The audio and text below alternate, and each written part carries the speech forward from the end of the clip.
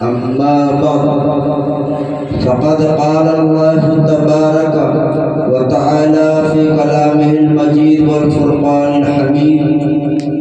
أعوذ بالله من الشيطان الرجيم. بسم الله الرحمن الرحيم. إن الذين قالوا ربنا الله ثم استقاموا تتنزل عليهم الملائكة ألا تخافوا ولا تحزنوا وأبشروا بالجنة التي كنتم توعدون. وقال النبي صلى الله عليه وسلم العلماء ورثة الأنبياء. وقال النبي صلى الله عليه وسلم علماء أمتي كأنبياء بني إسرائيل، أو كما قال النبي صلى الله عليه وسلم.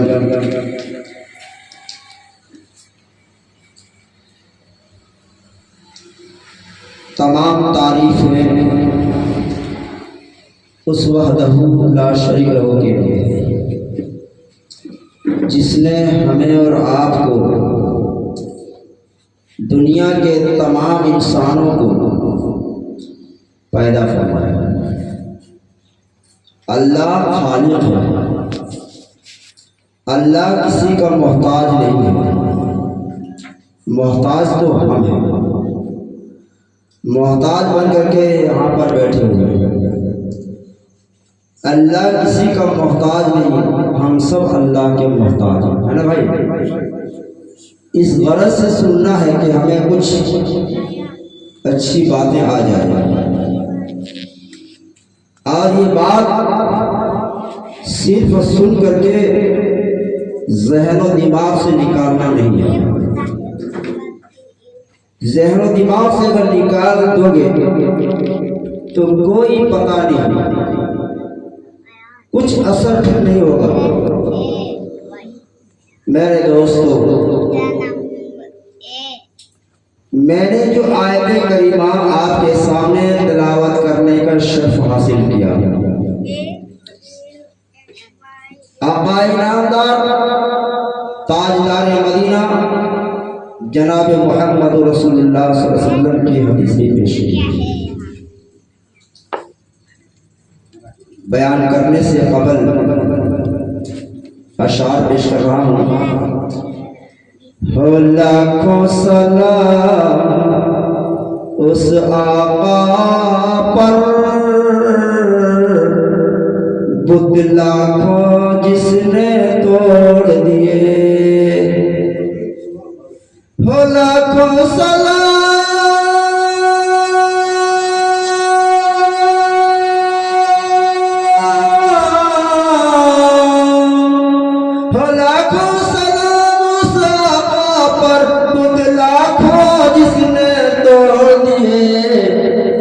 دنیا کو دیا پیغام سکون، انسانوں کے رخ موڑ دیے.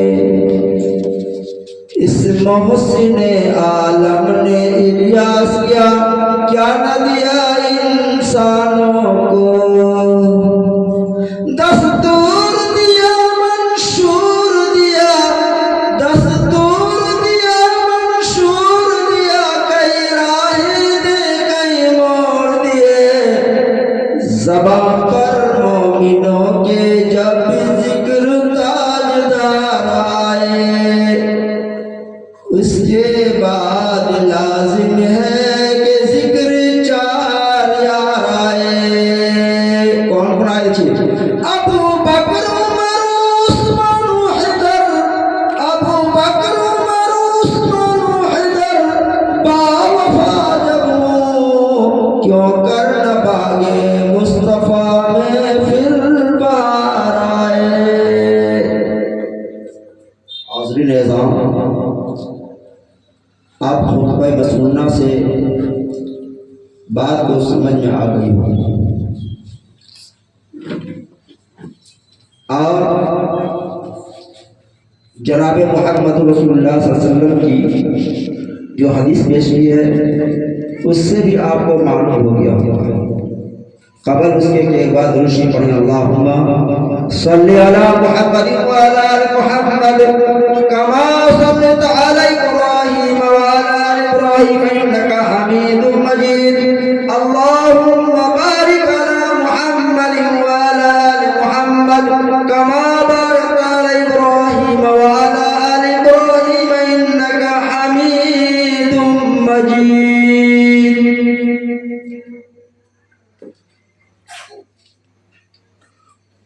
آج کا جو میں نے انتخاب کیا ہے، علماء کی شان میں کچھ باتیں بیان کروں گا۔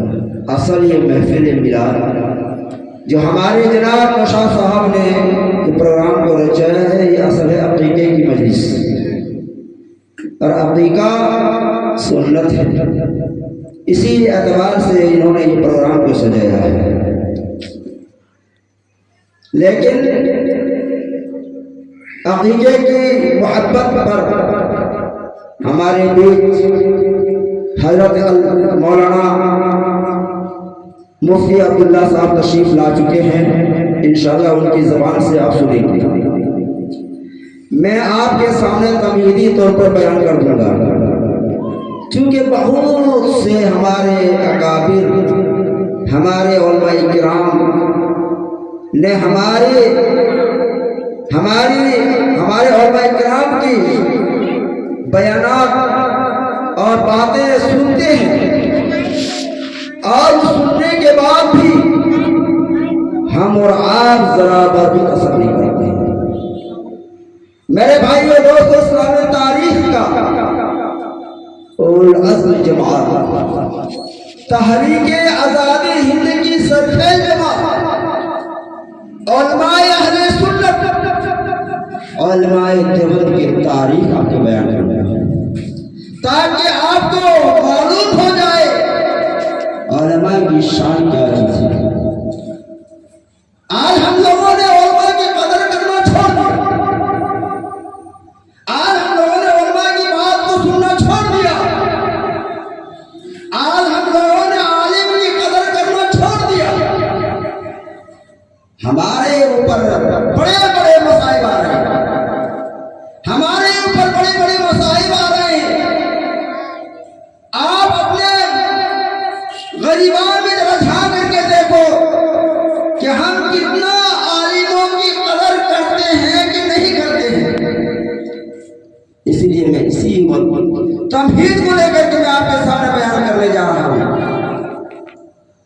اسلامی تاریخ کا جب ہم مطالعہ کرتے ہیں، اسلامی کتابوں کو جب ہم کھنگار کر جب دیکھتے ہیں، تو ہمیں صاف طور پر نظر آتا ہے کہ حضور پاک علیہ السلام سے لے کر کے آج تک، حضور پاک علیہ السلام سے لے کر کے آدم علیہ السلام تک جتنے بھی دور آئے، ہر دور میں حق اور باطل کی آمیزش ٹکر رہی ہے۔ یہ کوئی نظام ایسا ہے، یہ قدرت کی کرشمہ سازی ہے کہ ہر دور میں حق اور باطل مقابلہ میں آئے، حق بے سر و سمانی کے عالم میں آیا، باطل سرکشی سے کمپوری نانے دی استقبال لے کر کے نمودار ہوا ہے۔ لیکن جب تاریخ کے اولاد دیکھتے ہیں تو ہمیں صاف نظر آتا ہے کہ بے سر و سمانی کے عالم میں نمایاں ہونے والے حق کو ہمیشہ اللہ نے غلبہ عطا فرمایا۔ حق اور باطل کی ٹکر روز ازل سے جاری ہے، آج سے نہیں، کوئی نیا نہیں بلکہ پرانا ہے۔ آدم علیہ السلام سے لے کر کے آخری نبی عقائد نامدار جناب محمد رسول اللہ صلی اللہ علیہ وسلم تک جتنے بھی دور آئے، ہر دور میں حق اور باطل کی آمیزش ٹکر رہی ہے۔ دوستو، اسی لیے قرآن مقدس کے اندر پروردگار عالم ارشاد فرماتے ہیں کہ الحق و زہق الباطل۔ آپ اندازہ فرما لیں کہ حق کیا چیز ہے اور باطل کیا چیز ہے۔ آج ہم لوگوں نے اپنے آپ اپنی اوقات کو گرا بیٹھے ہیں، غلط راہوں کا شکار بن چکے ہیں، بڑی بڑی رنگینیوں میں مبتلا ہو رہے ہیں۔ دوستو یہ سب چیز باطل ہی باطل ہے، حق نہیں ہے، حق نہیں ہے، حق نہیں ہے۔ اسی لیے میرے دوستو بیشتر زمانے کے عالم میں نمایاں ہونے والے حق کو ہمیشہ اللہ نے غلبہ عطا فرمایا ہے، حق کو ہمیشہ اللہ نے بیشتر زمانے کے عالم میں نمایاں ہونے والے حق کو اللہ نے غلبہ عطا فرمایا ہے۔ حق اور باطل کے ٹکر روز اصل سے جاری ہے۔ طالب علم کو معلوم ہونا چاہیے، طالب علم کو معلوم چاہیے کہ حق والے لوگ کون ہیں اور انہوں نے اسلام کے لیے کیا کام کیا ہے۔ 1400 سال کی تاریخ میں جائیں، 1400 سال کی تاریخ کو پیچھے لے جائیں، ہمارے آقا جناب محمد صلی اللہ علیہ وسلم کی ولادت کے سے پیچھے لے جائیں، آپ کو معلوم ہوگا کہ باطل جو ہے وہ نمرود کے لباس میں آیا، تو حق جو ہے ابراہیم علیہ السلام کی بیشتر و سمانی کے آگے آیا۔ مسئلہ معلوم ہے، نمرود موسیٰ علیہ السلام کے زمانے میں، چونکہ موسیٰ علیہ السلام ابراہیم علیہ السلام کے زمانے کا تھا، لیکن نمرود حق پر نہیں تھا، باطل پرست تھے۔ نمرود نے اپنی مورتیاں بنا بنا کر کے بازاروں میں فروخت کیا کرتے تھے، وہ یہی کہتا تھا کہ میرا معبود یہی ہے، لیکن ایک حق پر قائم ہونے والے حضرت ابراہیم علیہ السلام حق پرست تھے، انہوں نے اس مشن کو باطل ٹھہرایا کہ اے نمرود تمہارا قول صحیح نہیں ہو سکتا ہے، میرا حق صحیح ہے، ہم حق پر ہیں۔ تو پتہ یہ چلا باطل جو ہے وہ نمرود کے لباس میں آیا، تو حق جو ہے ابراہیم علیہ السلام کی بیشتر و زمانے کے عالم میں آیا، باطل جو ہے فرعون کی شکل میں آیا، تو حق جو ہے موسیٰ علیہ السلام کی شکل میں آیا، باطل جو ہے بنی اسرائیل کے خودکاروں کی شکل میں آیا، تو حق جو ہے عیسیٰ علیہ السلام کی شکل میں آیا،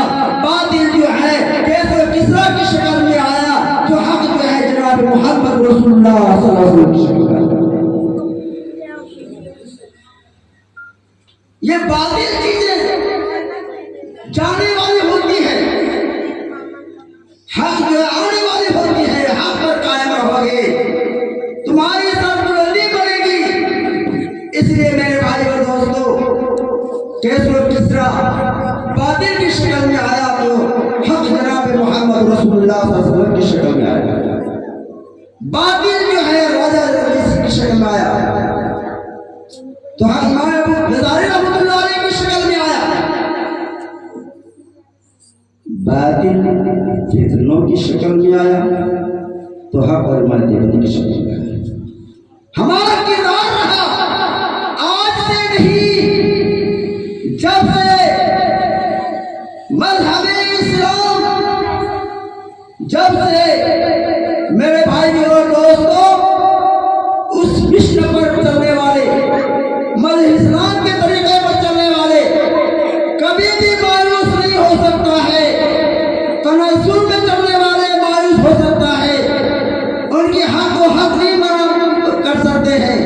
اس لیے میرے بھائی اور دوستو ہر دور میں حق اور باطل کی مقابلہ میں آئے، ہر دور میں حق اور باطل کی ٹکر ہوئی ہے، ہر دور میں۔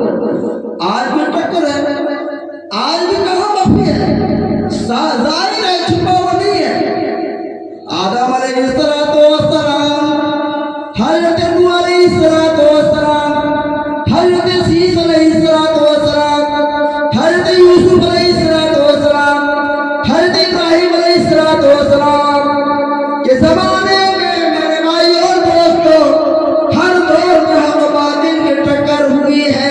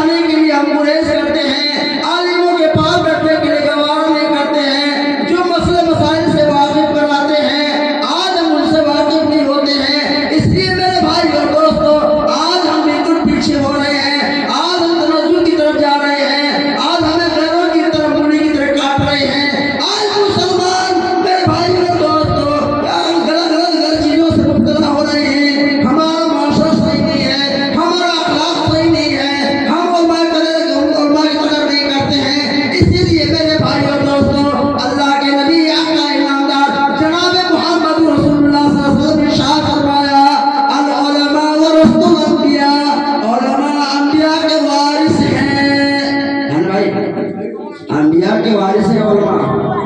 آج علماء کے وہ کیا کہتے ہیں؟ مولوی صاحب کہاں جائیں؟ بتائیے مولوی صاحب بولنے کا ڈھنگ نہیں، بولنے کا طریقہ نہیں کہ مولوی کا معنی کیا ہے، مولوی کا معنی کیا ہے.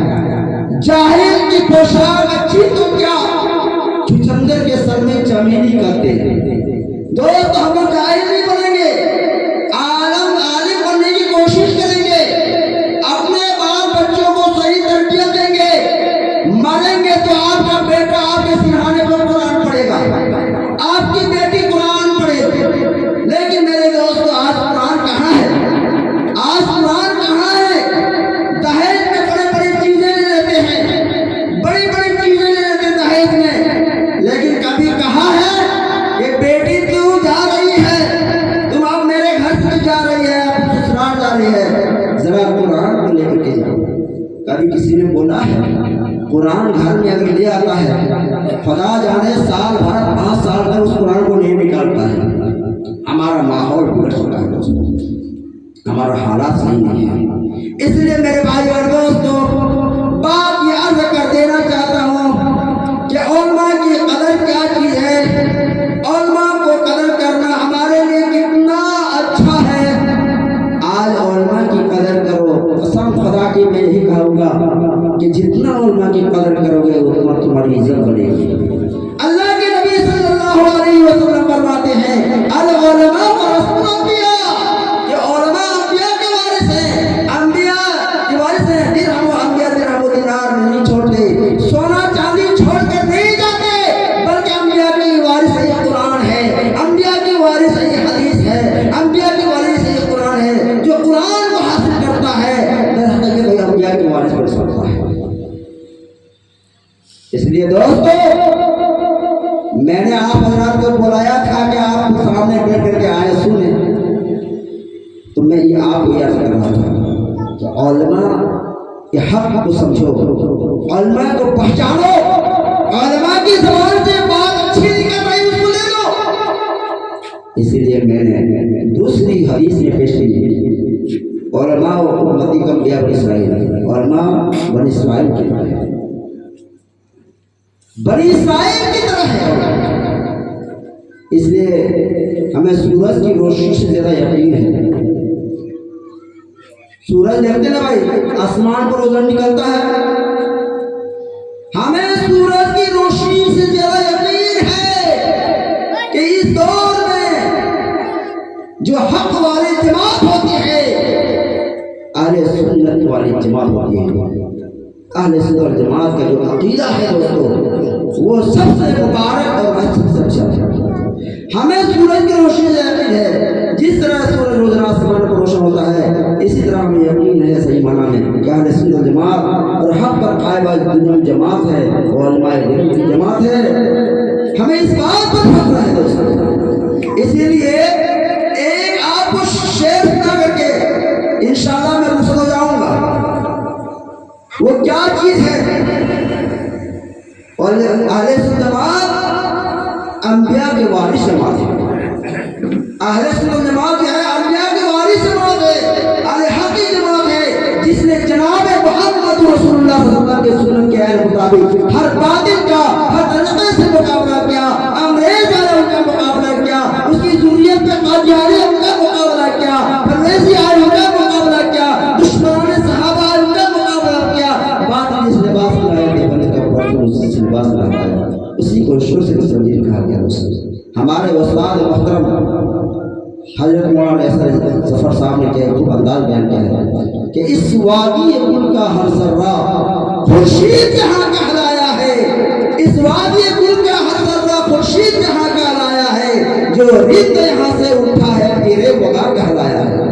اس بد جینوں کے دیوانے ہر راہ سے پہنچے جاتا تک ہے آج ہمارے افسانے دیدار چمک سے زندہ تک. 100 بار سوارا ہے ہم نے اس ملک کے گیسوے پر ہم کو، 100 بار سوارا ہے ہم نے اس ملک کے گیسوے پر ہم کو. یہ اہل جن بتلائے گی کیا ہم نے کیا عالم کو. ایک خورشید یقین احمد کا عالم کے افق پر چمکے گا، یہ نور ہمیشہ چمکا، یہ نور برابر چمکا. دوستو اس لیے عالم کی صحبت میں بیٹھ کر کے اپنے آخرت کو سنوارنے کی کوشش کریں، ورنہ تو بگڑ جاؤ گے۔ بگڑ جانے کے بعد کیا ہوگا؟ ہمارا آنکھیں بند ہو جائے گی۔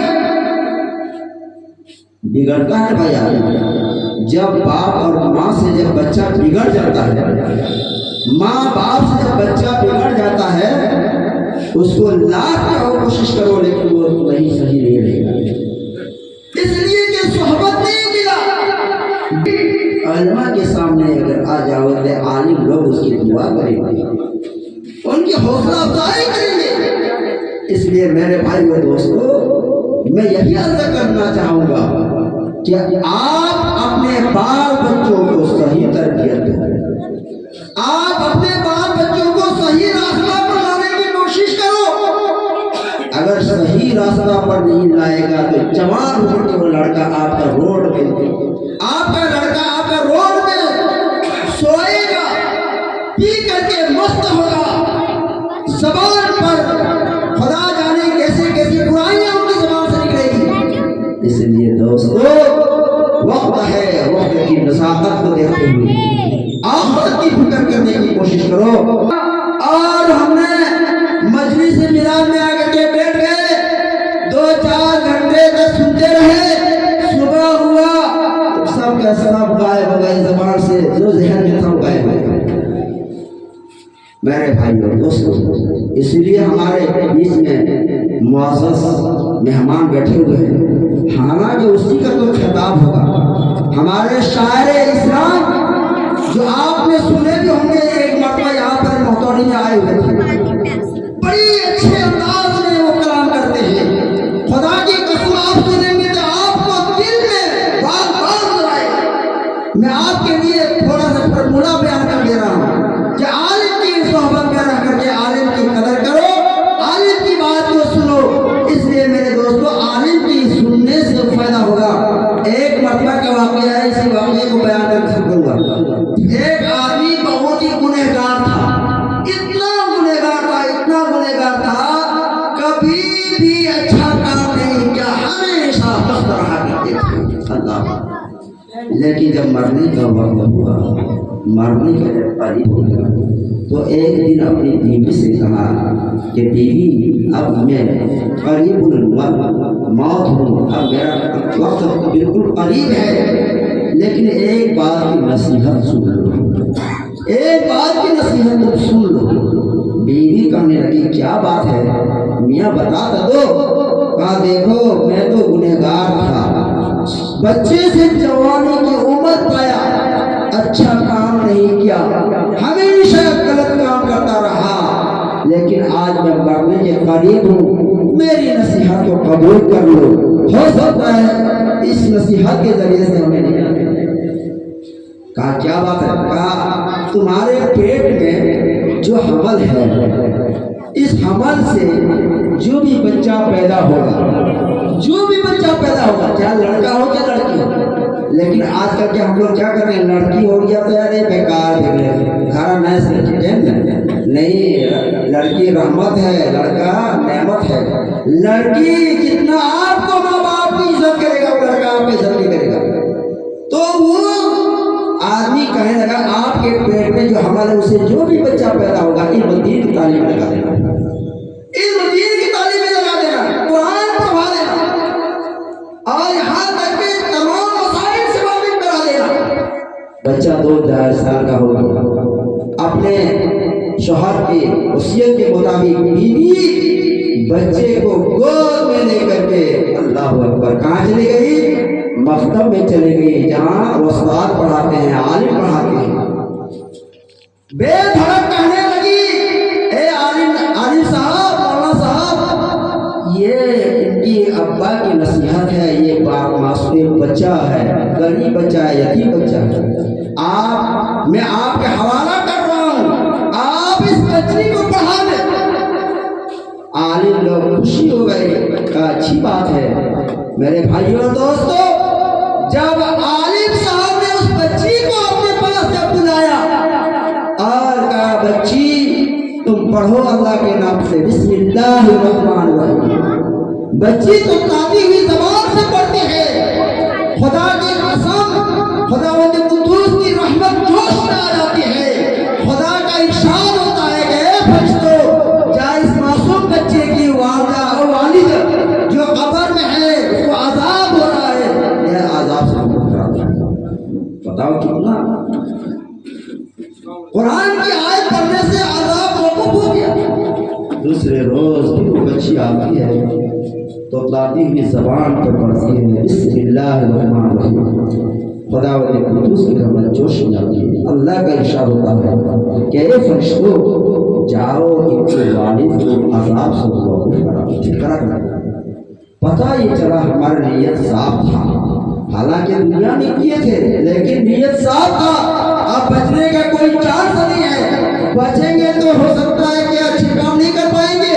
نصیحت کے مطابق اپنی بچی کو مکتب میں داخل کرا دیا. اب بچی پڑھتی ہے, اللہ تعالیٰ خوش ہو جاتے ہیں اور اللہ تعالیٰ کا فرشتہ جاؤ کے والد کے حال سے بچاتے ہیں.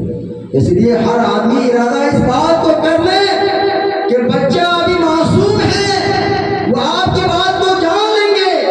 بچہ دھیرے دھیرے جب بڑا ہو جائے گا, اگر آپ نے اس بچے کو نصیحت نہیں کیا, خدا کی قسم کل آپ کا گریبان پکڑے گا, باپ کا گریبان پکڑے گا. اے ابا آپ کہاں جا رہے ہیں؟ آپ نے کبھی ہم کو تعلیم نہیں دیا, ہم غلط راستوں میں جا رہے ہیں, آپ نے کبھی ہم کو ٹوکا نہیں ہے.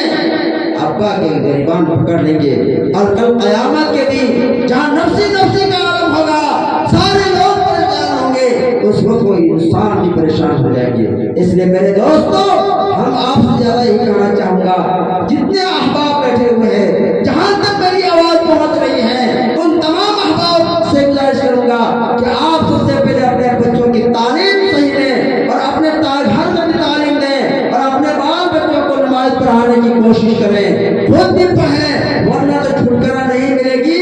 اب قیامت کے دن سب سے پہلے نماز کا حساب لیا جائے گا. آپ کو یہ حساب ملے گا کہ پارو بھاگ کیے تھے نہیں کیے تھے, جھنڈا لگائے تھے یا نہیں لگائے تھے, یا جلوس میں جائے تھے یا نہیں جائے تھے, وہ آپ کا نہیں ہوگا, بلکہ قیامت کے دن آپ سوال ہوگا کہ اول ما يحاسب به العبد يوم القيامه فإن صلح صلح سائر العمل وإن فسد فسد. قیامت کے دن سب سے پہلے نماز کا حساب ہوگا. یہ دیکھیے گا کتنا کھایا کیا کیا وہ سب نہیں. قیامت کے دن سب سے پہلے نماز کا حساب لیا جائے گا.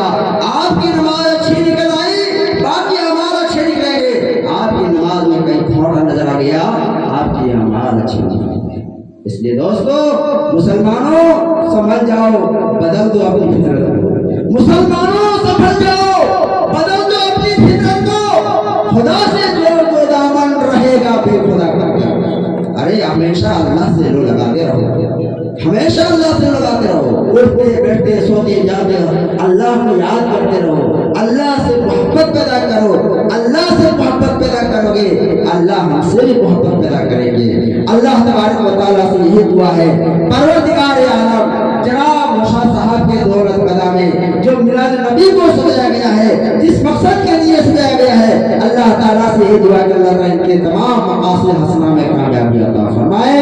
ان کے بال بچوں کو نسلوں کو دین کی سمجھداری عطا فرمائے, اور ان کے بڑے چھوٹے جتنے بھی پانچ وقت کی نماز کو خوشی اور ادا کرنے کے اللہ توفیق عطا فرمائے. وآخر الحمدللہ رب العالمین. اب ہمارے سامنے شاعر اسلام حضرت مولانا مقصود اظہر صاحب آپ کے سامنے آپ کے بیچ میں آ رہے ہیں. آپ حضرات سے دعوت حسین سے نوازیں گے.